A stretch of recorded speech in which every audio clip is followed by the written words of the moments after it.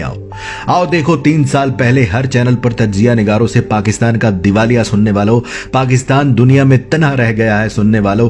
आओ देखो 56 ममालिक के वज़रा समेत अक़वाम मुत्तहिदा के मेंबरान सब्ज़ परचम वाले इसी मुल्क की सरजमीन पर इकट्ठा हुए हैं। देखो 40 साल बाद ये OIC का अहम इजलास पाकिस्तान में हो गया, जिसमें अमरीकी वजीर समेत अक़वाम मुत्तहिदा समेत सबके सामने डंके की चोट पर अफगानिस्तान, फलस्तीन और कश्मीर के मुसलमानों की आवाज बुलंद की गई है। कुछ नहीं मांगा अपने लिए सिवाय इस वतन की सलामती के, सिवाय अफगानिस्तान के लोगों की खुशहाली और अमन के, सिवाय कश्मीरियों की आजादी के, सिवाय फलस्तीनियों की मुकद्दस जमीन के।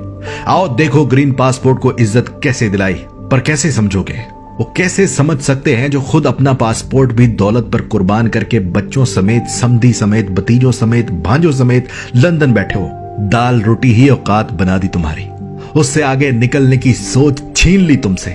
कसम जमाने की, तुर्की हो, चीन हो, जापान हो, तबाही सबने देखी, गुर्बत सबने झेली है। तारीख उठाकर देखो चीनियों की कि 40 साल पहले वो क्या थे। गुर्बत मंडला रही थी उनके सरों पर। फिर आज से 40 साल पहले चीन का एक लीडर निकला था जिसने गालियां खाई, बातें सुनी, नफरत बर्दाश्त की, लेकिन टैक्स लगाकर हर चीनी को मेहनत करने, बिजनेस करने की तरगीब देकर उसी चीन को आज आलमी ताकत बना दिया। चीनियों ने कुर्बानी दी तो कामयाबी मिली। तुर्कों की तारीख हम सब ने देखी, किस तरह अर्तुगरुल गाजी ने भाइयों को, कबीले को, यहां तक कि अपनी मां को भी अपनी सरजमीन हासिल करने के लिए छोड़ दिया।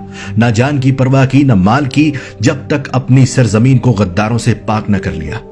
जापान 2 बार मिट गया था, लेकिन भूख काट कर भी, सख्त तूफानों का मुकाबला करके भी वो कौम आज फिर उसी मकाम पर लौट के आई कि जापान का पासपोर्ट दुनिया का सबसे ताकतवर पासपोर्ट है कि उस पर जब चाहो, जिस मुल्क में चाहो, जहां चाहो वीजा मिल जाता है। और मेरे हमवतन, 1947 में 10 लाख लोगों की जान कुर्बान हुई तो पाकिस्तान बना।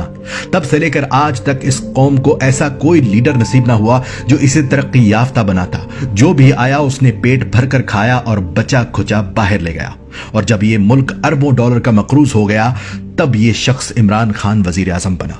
अब उसकी कोशिश है कि एक बार ये कौम कर्जे से निकले, एक बार इनमें काम करके कमा कर खाने का जज्बा पैदा हो, एक बार ये बिजनेस में आगे जाए, एक बार ये गुलामी से बाहर निकले। सारी दुनिया से टकराया, इस्लाम का नारा बुलंद किया, 56 ममालिक को पाकिस्तान के दारुल हुकूमत में इकट्ठा कर लिया, इस्लामी दुनिया का लीडर बनकर दिखाया, निडर होकर अपनी जान की परवाह किए बगैर हर ताकतवर मुल्क को बराबरी का सलूक करने का मुतालबा किया कि इस कौम में एतमाद पैदा हो। मगर हम दाल रोटी पर कत्ल करने और कत्ल होने वाली कौम